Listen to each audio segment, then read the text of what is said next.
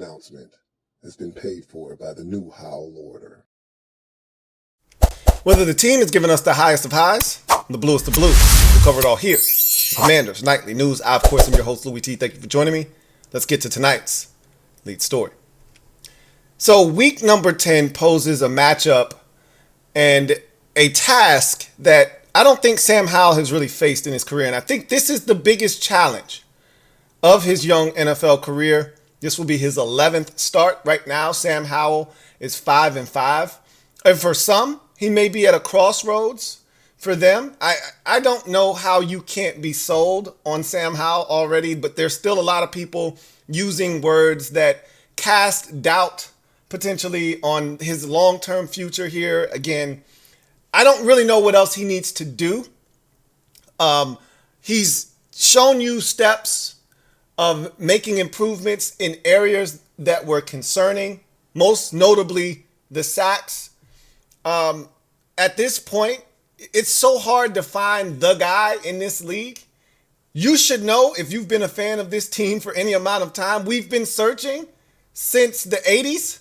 I mean, Joe Theismann went down in 85?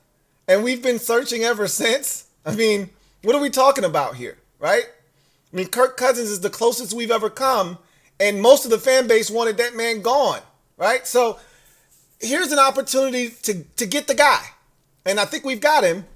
And now the question becomes, are we able to see the kind of improvement that we need to see from Sam Howell in games like this, right? This is a big one. And it's going to be, to me, his biggest test thus far of his career, because you're on the road, hostile environment, good football team in Seattle. They're going to be well coached. And this is going to be, it's going to be loud. You're going to have to handle the environment. You're going to have to handle the crowd. You're going to have to get us lined up. You're going to have to avoid penalties. You're going to have to avoid mistakes. And you're going to have to do all of that while trying to outduel an offense that is fully capable of putting up 27, 30 points. Now, they haven't been doing that of late, but they're fully capable. And we know, because we have the 31st ranked scoring defense in the league, that our defense is capable of giving up 30, 31, 38 as they've given up to the Eagles. And so we already know that this may be one of those games where you got to go out and you might have to score 30 to win, right? So this is a big test. And whether he passes this thing with flying colors, comes up a bit short, or has a step back, I'm not going to change how I feel about Sam. Some of you will, because some of you, you go where the wind blows you, right? Especially when it comes to matters of the quarterback position. But at the end of the day, it doesn't change the fact that this is a big game. This is a big test for Sam. And I want to see how he does, right? Because there are going to be more of these along the line, right? Along the way on this path that he's on. And, he's been to Philadelphia. He's been to Denver. He's been to some hostile environments, but they're not like this. Okay, this is different. Seattle is always different. So we'll see how he handles the challenge. I think he's going to be up for it. His kind of demeanor, his mentality, the way that he processes things, that kind of flatline type of, style that he has, right? That heartbeat that doesn't really fluctuate. I think it's going to serve him well in an environment like Seattle. So now the question is, how do the guys around him play? I feel really confident that Sam's going to come in and do the things that he's done for the vast majority of the season. He's continuing to grow. He's trending in the right direction. I think he's going to continue to play well. And I think he's going to play well in this game. How are the guys around him? Are they going to drop passes? Are they going to run wrong routes? Is the offensive line going to have a cluster F up in the Pacific Northwest and all of a sudden revert back to what they were? Is Eric Bieniemy going to forget to run, call run plays? That's what I'm looking for, because I think I already know what Sam's going to deliver for us. So now, what is everybody else around him going to do? That's the question. We'll see. So let's get to in other news, where we've had a trip out west this season once before to, taking on the Denver Broncos. That was a successful trip. Okay. It did not start well. Okay. We were down 21-3. I would like us to avoid that this time around, but the end result is all that matters. All's well that ends well. And that game ended well, even though we almost had a heart attack with the, Hail Mary and the 2-point conversion and all of that. But when it's all said and done, we got the dub. Can we replicate that again in an even more hostile environment and against a much better football team in the Seattle Seahawks? We shall see. But let's take a look at the injury report. Remember, I told you it would be a little janky this week. And yesterday, we didn't have an updated injury report. We have pretty much what Washington's situation is. Not so sure about Seattle, but we can kind of speculate. We'll do what we do best here on this show. We'll draw inferences. Let's take a look at the injury report for both teams. The final injury report before the Week 10 contest between Washington and Seattle. So I told you Washington's, this is as clean as it's been probably since like week 3 or 4. I mean, 2 guys. I mean, there were 5 guys on this thing Wednesday when it hit, and 3 of the guys were out for non-injury related, situations and issues. So those guys have been removed from the injury report. It's just Curtis Samuel and Emmanuel Forbes Jr. Forbes is going to play. He was a full participant Wednesday, Thursday, and he was full today on Friday. He's playing. So that's not even something we need to worry about. Really, the only guy on the list is Curtis Samuel with the toe injury. He was limited Wednesday. I told you I thought he was limited again. By all accounts, he was out there when the media was there, but I'm like, I don't think he was going to go full. I was right. He was limited. So now the question is Friday, and then how does he feel? He's going to travel with the team, I believe. I think he'll be with the team. Whether he plays or not, they might test him game time, and he may be a game time decision, right? So I think that might go all the way up until, 1:30, right? Where he goes out and he tested and sees how he feels, and we might find out then that he's going to go. They may know already before they hit the plane, right? Before they hit the tarmac, and they may already say, hey, Curtis Samuel's in for Sunday's game. We'll see. I think he's trending in the right direction. I'm actually surprised. I'm pleasantly surprised at how quickly he's come back, right? I was expecting, I told you, Dallas. I was looking at Thanksgiving. I was circling that on the calendar and saying, hey, love to have you back by Thanksgiving. He might be back after only missing 1 game. Surprisingly enough. We'll see. If he doesn't play in this game, I think we'll be fine. I think we can handle 1 more week without him. I would love to have him. All hands on deck. This is a massive game, right? But, if he can't go, I think we'll be fine. But I just don't want him yo-yoing in and out of the lineup. We've been here with him before, and I just don't want to go through that. And I know he wants to play very badly. This is a contract year for him, so he wants to be out there. And so I don't want him rushing, then get out there, and then he re-aggravates it. Now it's 2 or 3 more weeks instead of him just sitting out this game, being ready to go next week, and then we don't have any more issues the remainder of the season. I just hope he's making the right decision based on what his body is telling him and not just trying to get back out there because he wants to help the team. Either way, we look really good from an injury standpoint. Knock on a little bit of wood. Meanwhile, Seattle, I told you there's not a lot to see here, but this thing got interesting yesterday, okay? So I told you Jordan Brooks, the linebacker, one of their best players defensively, has a hamstring, and I said that's the one to keep an eye on. Hamstrings are tricky. You're talking about the linebacker position. I think he could miss the game. Well, he hasn't practiced all week with the hamstring. He's looking a little iffy, right? But then DK Metcalf shows up on Thursday with a hip and doesn't practice. Now I'm saying, and he's dealt with some things this season, and I'm thinking, interesting. Now, I'm not going to fall for the banana in the tailpipe because DK Metcalf could have had something flare up, a little sore. They said, hey, you don't need to practice today. We'll have a walkthrough Friday. You'll be out there limited on that, and then you'll be out there ready for us on Sunday. That's what I'm going to assume. I'm not assuming DK Metcalf is going to miss this game. I think something flared up, and they just said, let's be precautious here. Make sure that you're ready for Sunday.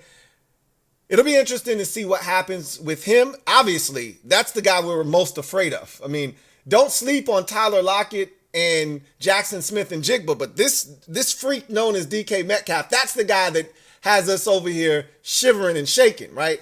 because he looks a lot like A.J. Brown, but just bigger and faster. So that's the guy that we're really trying to avoid. I don't think we're going to be able to avoid him personally, but that's interesting.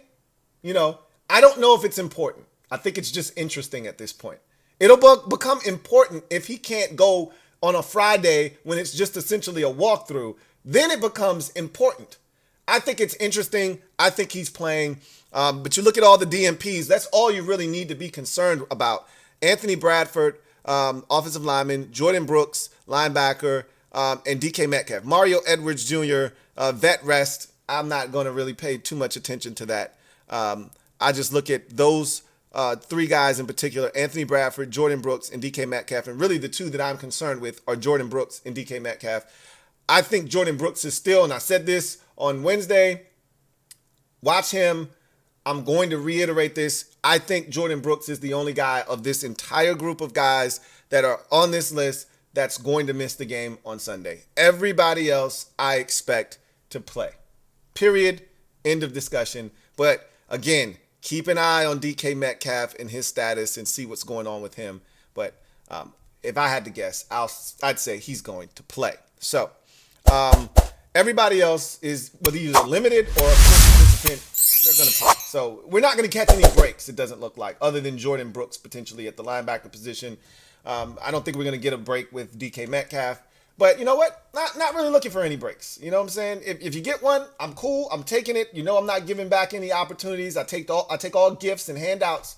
But if you want to be good, you can't avoid the other team's best. We got to start meeting some of these challenges head on and exceeding the expectations that we have set for ourselves. So we'll see what happens there, but it's going to be tough. We already know it. And so we're heading out west for the second time. Won't be the last time. We got one more trip out west to take on the Rams later on this season. But this is a big one. This may be the biggest one. We'll see how it all kind of shakes out. But this is a big one. Got to find a way to get it done. Speaking of which, let's go ahead and head into the game plan for Washington's Week 10 matchup at Seattle and talk about how the good guys can find a way to get it done. It's not going to be easy. This is our stiffest challenge to this point, outside of Philadelphia, obviously. But this one on the road, this is a big one, right? Because this one actually feels obtainable. Like the Philadelphia ones, kind of playing with house money, even though I thought we could beat them. And I fully expected to beat them, the first time. I really thought we were going to beat them, and we should have. And we had them both times. This one, we'll see what happens. I'm not as confident. I was really confident in the Philadelphia first game, and we didn't get it done, but we played really well. I'm not super confident this time. And remember, this game is more like the Denver game for me than it is in any of the Philadelphia games or anything like that, because I didn't think we were going to win the Denver game initially, but my gut told me just pick the team, right? Like just have confidence. If you want it to be different, pick the team. I'm not doing that this time, just so we're clear. Because I don't really, in my heart of hearts, believe we're going to win this game. Now, that Denver game, I was like, no, you know what? Why not? I think we can beat them. They're not scoring any points. I still don't believe Denver is any good. Let's go beat these bastards on the road. And it started out disastrously, but we ended up turning it around, winning the football game. I just don't see us getting it done. But I'm going to tell you how we can get it done. And here's how it's going to happen if they are to get it done. Starting with the Commanders' offense. Here's the first key to victory for the offense. Continue to keep the sacks at a minimum is the first key to the game. Look, the last 2 weeks have been awesome. 4 total sacks in the last 2 weeks after 40 through the first 7 games. Okay? 1 in week 8, 3 in week 9. And one of them was Sam sliding, probably prematurely. And I'd much rather him slide and not take a hit than him try to get 1 more yard and not take a sack. That's fine. So I really want to see them continue. And again, as I've always communicated to you guys, the sacks aren't just on Sam, right? It's EB's play calling. He's done a fantastic job the last 2 weeks in particular. Short passing game, screen game, run game, under center, gun runs, fullback, no fullback. Like the variety that they've used with the run game and the quick game and the screen game has been extraordinary, and it's taken a lot of pressure off of this offensive line, and it's put the offensive line in almost a position to attack versus just always dropping back and absorbing contact. They've been actually on the attack, and it's changed up how teams are able to come after Sam, right? So I would love to see everybody. I think the running backs have done a phenomenal job of pass protecting the last 2 weeks. I think we need more out of the tight end position. If you're going to chip, chip. If you're going to block, block. But you can't do this half-hearted thing that puts, the rest of the protection at risk. If you're going to block, block, right? So everything that has gone well the last 2 weeks, continue to do that. That's the thing that's been lacking in Washington for years, decades now. Consistency. We've done it 2 weeks in a row. Let's make it a third. Let's continue to protect Sam. Sam has to continue to protect himself by getting rid of the football as well. Let's see if they can't do it for a third consecutive week. The next key to the game offensively for Washington, run the run game and third down efficiency back. So the last 2 weeks, specifically last week in particular, the run game was my favorite run game plan of the season. And the way EB called the runs and how he stuck with it, even after a fumble, he came right back to Brian Robinson Jr. I think it is imperative that you continue to do what he did last week. Run the football, stay committed, use variety, right? Under center, counters, power, fullback, no fullback, gun, no, all of that good stuff. I think it is imperative that he runs that back, right? But also, it helps you stay out of third and forever, which puts you in those third and manageables. We were in a lot of third and longs last week, and Sam just went hero ball and pulled us out of the wreckage 3 or 4 times. I think about 2 rollouts, one to Pringle, another one to Diami. I think about the throw to Terry, on the sideline. I think about the other Pringle throw across his body. These are all third and longs, right? There's another Pringle ball in the red zone on the third down on the deep over route, right? So Sam was fantastic on third down and long. We'd like to avoid that, though. We'd like to avoid that if at all possible. But the last 2 weeks, we've been exceptional on third downs. If you want to win the game, and I talked about this already, the Seahawks have the 31st ranked third down defense. They're awful on third downs. Well, great. Let's take advantage of that awful third down defense by continuing to stay hot on third downs. We've done it the last 2 weeks. Repeat that again, and you'll probably be able to come out with a victory if you take care of this next key to the victory, and that's touchdowns, not field goals. And it's not just in the red zone, which is why I didn't just say red zone efficiency, even though the way that we're set up is that we don't score a lot of explosives outside of the red zone.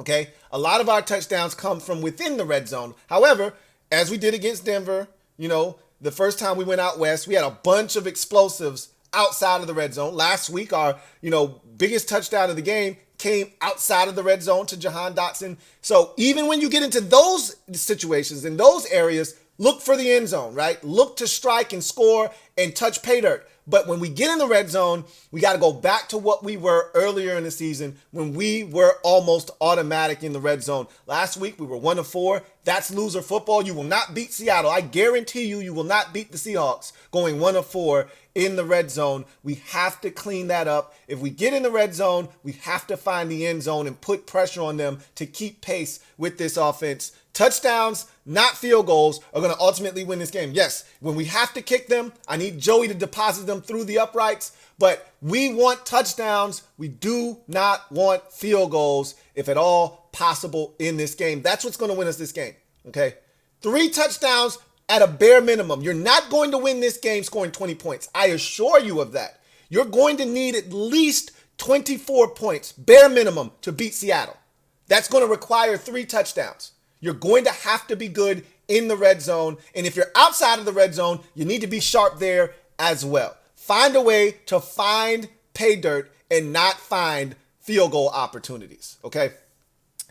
Handle the environment and the turnover battle is the final key offensively to victory for Washington. Find a way to manage the environment. It's going to be loud. It's going to be raucous.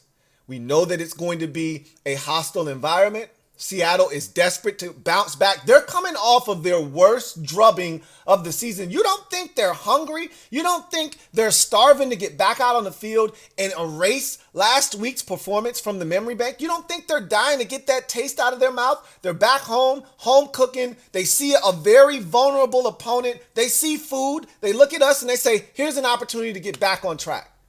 Don't think for 1 second that they're not looking at us and thinking, oh yeah, we're about to kick their ass.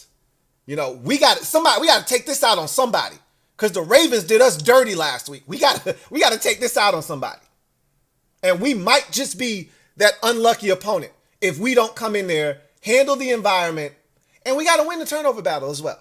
I don't know if they're going to turn it over 2 or 3 times, but if they don't turn it over at all, then we can't, right? If they turn it over once, then we can't turn it over. We got to win the turnover battle. This can't be like, last week, where it's 2-1 and we somehow find a way to win. That won't get it done. Win the turnover battle. You can't lose the turnover battle against good teams. You can lose it and still win against bad teams. That's what we did last week. You do that this week, you're going to lose the football game. Okay? Commanders defense. Keys to victory starts with keeping Geno Smith in the pocket. It's night and day difference between Geno outside the pocket and Geno in the pocket. You keep Geno out of the pocket, or you keep him in the pocket, rather, you got a chance to force turnovers. You got a chance to sack him. You have a chance to keep their offense off balance, okay? If you let him get outside the pocket, that's when scramble drills happen. That's when plays break down. That's when DK Metcalf, Tyler Lockett, Jackson Smith-Njigba, Noah Fant at the tight end position. That's when these guys become problematic. They get free, and you lose sight of them, and Geno finds them, and problems ensue. Keep Geno Smith in the pocket. Easier said than done, I know. But with this new and improved, and when I say improved, I'm talking about discipline-wise defense. Stay in your rush lanes, keep him in the pocket, keep him in that cup, and make him uncomfortable. Next defensive key for Washington, limit the run game and the big playability of the wide receivers. The Seahawks thrive on big plays. That's who they are. They're one of the worst third down offenses in football. We've talked about this. Their third down defense is 31st. Their third down offense is 31st, okay? They stink on third downs, period. But where they shine is big explosive plays. That's how they hurt you, okay? We've been one of the worst teams in terms of giving up explosive plays. That's what we do. It's our thing. We give up explosives. Every time we've seen a star receiver this year, he shined and shined bright. A.J. Brown's gotten us twice. DJ Moore got us, right? I shudder to think at what DK Metcalf could do if we don't clean up some of the mistakes on the back end. If we don't get to Geno Smith and we're leaving guys on an island, it's going to be ugly. Really, really ugly. So we've got to find a way to limit their run game first and foremost because they've got some dynamic backs, especially Kenneth Walker III. This guy is as dynamic as it gets in this league right now. He's a handful to deal with. And you give him a crease and it's good night. Okay? So we got to clean that shit up from last week. We can't have poor run fits, bad angles, missed tackles, because that could lead to some really damaging blows delivered in the run game by the Seahawks. They have one of those backs that we're looking for, okay? Kenneth Walker can deliver a knockout blow from any point on the field. 91 yards, 72 yards, 52 yards, 39, 19, whatever. He can deliver. You have to make sure we rally to the football, get him before he gets started, and limit their run game, force Geno to beat us, and hopefully get to Geno Smith, make him uncomfortable. I'm setting the number of sacks on Geno Smith in this game at 3. We need to get to Geno at least 3 times in this game. I don't know how that's going to happen, but I feel like that's the number that needs to be reached in order for us to be successful defensively in this game. Limit the big plays, man. If the explosives get us, it'll be the same old song. It's the same story, just repeated over again, right? Limit the explosives and force them to do something that they haven't been good at all season long. Driving the football and converting on third downs. Speaking of which, next key to victory, win third downs, red zone, and time of possession. We've talked about this. The Seahawks are one of the worst teams on third down offensively, and because of that, and they're one of the worst teams on third downs defensively, we've talked about that, it leads to them being one of the worst teams time of possession wise as well. So you've got an advantage if you can stay on the field on third downs offensively, get off the field on third downs defensively. It allows you to possess the football and keep that offense that can be explosive at times off the field. So winning third downs is going to be imperative. Getting off the field against Seattle on third downs, which they've allowed teams to do at a very high clip this season, is going to be imperative. But also, I talked about this, their red zone efficiency below average. They're one of the worst teams in football in terms of red zone efficiency. If they make it to the red zone, we've got to keep them out of the end zone. It is imperative that we force them to kick field goals or force them to go for it on fourth down. They've been awful doing that as well this season. Just think about the Cincinnati game in particular. How many times they went for it on fourth down? How many times? They were 1 of 5 in the red zone that game, and it led to a loss. We have to be able to keep them out of the end zone should they touch the 20-yard line in the plus territory category. We've got to find a way to keep them out of the end zone. Okay. And then lastly, defensively for the Commanders, start fast, finish faster. Okay. Start fast, finish faster defensively. The last time we went out west, we came out sluggish defensively, and it almost cost us. We were down 21-3 before we even had a chance to blink. Okay. If you start slow in this game and Seattle jumps us, we're not coming back. Okay. This isn't Denver, all right? You know, you can't start slow in this game and just expect Seattle to just be sitting there for us, you know, waiting for us to come back. We haven't established ourselves as a good enough team to spot a team, you know, a 2-score lead and say, hey, we'll be back. We saw what happened against Chicago. We saw what happened against the Giants. When we start slow, we don't recover.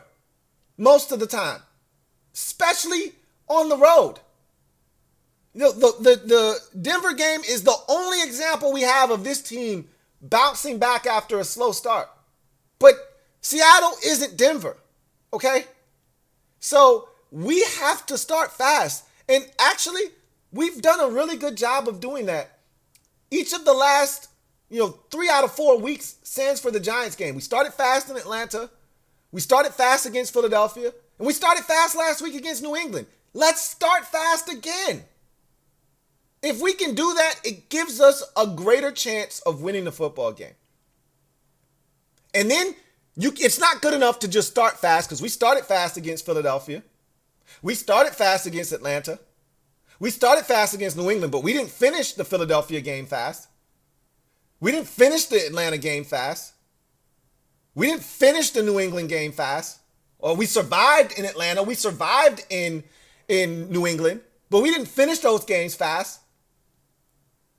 Start fast defensively. Finish even faster. You do those things, we're going to have a great chance to come out of Seattle with a win. The problem is, to get to my final outcome, I don't see that happening. I see us scoring points in this game. 24 to be exact. Problem is, I see us giving up points. 30 to be exact. I've said this before the season started. I didn't trust the defense. I still don't. And looking at what we saw last week, I still have cause for concern. Mac Jones, more accurate with the football. The Patriots beat us last week. With the mistakes that we made. Without the mistakes, I think we run those boys out of their own building. But that's who we are. We still haven't proven that we can play mistake-free football for 4 quarters, play outstanding offense for 4. We haven't played a complete game yet this season. We don't even know what that looks like. with this team in all phases. Somebody lets us down at some point of the game, every game. Whether it's offense, defense, or special teams, somebody is going to let the rope go at some point. Last week, it was the offense after starting 10-0, and the defense got to stop. We always complain about the defense getting off the field and having that shutdown drive after we scored a touchdown. Well, the defense gave us back to football. And what did the offense do? Fumbled it away and gave up a touchdown, essentially, right?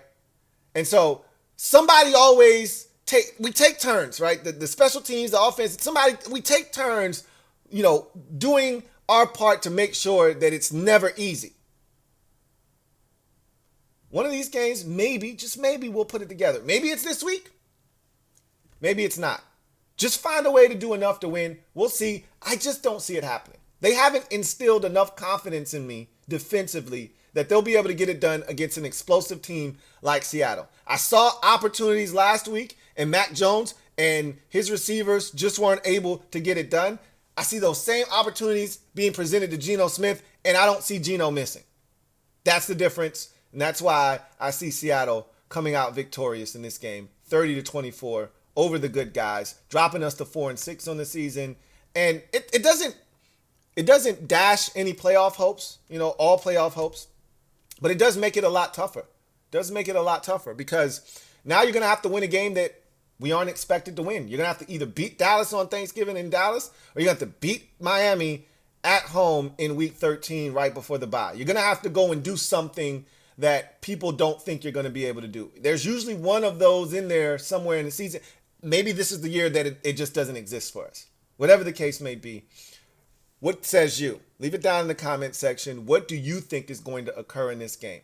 All right. Who's going to come out on top? How and why? Leave it down in the comment section. Can't wait to read your responses. That's going to do it for me, your man Louie T, here on Commanders Nightly News. You know what it is. Post up. Take command. And y'all know what time it is. It's going to be nice to be in that 425 slot, watch all the 1 o'clock games without any strife, and then, kind of see what everybody else is doing. And then we get ready to play our game, and hopefully we come out and play a fantastic one, similar to the one we played last time without the slow start against Denver. That's the only other time we've been in the 4 o'clock window this season. Looking forward to seeing what happens in Act 2 of the 4 o'clock window for the good guys. But whatever the case may be, let's roll these boys. Here comes the diesel. Here comes the diesel. There's the snap, hand to Riggins. Good hole. He's got the first down to the 40. He's gone. The 35, the 30, the